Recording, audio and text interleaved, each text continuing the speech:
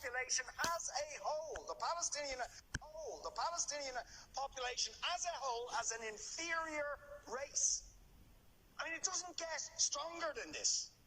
And yet you want to be careful about your language.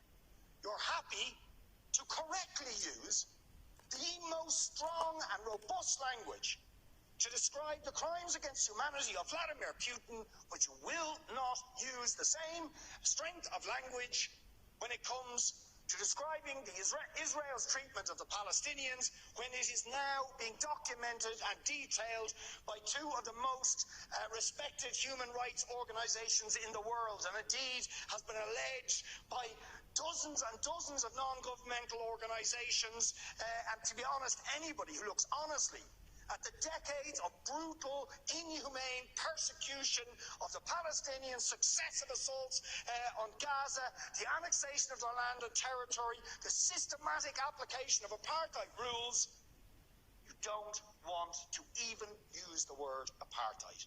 Never mind sanctions.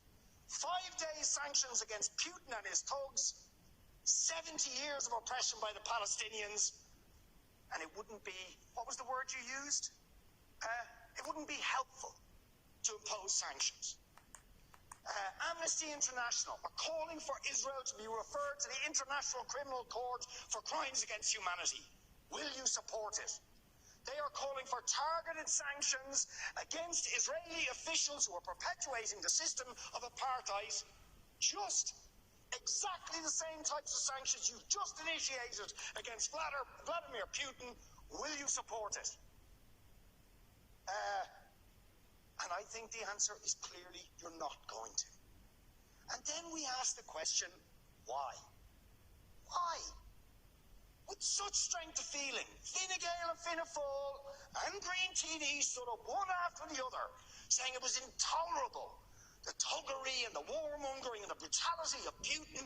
You wouldn't stand for it. Urgent action had to be taken. But we've got to be much more careful. The Palestinians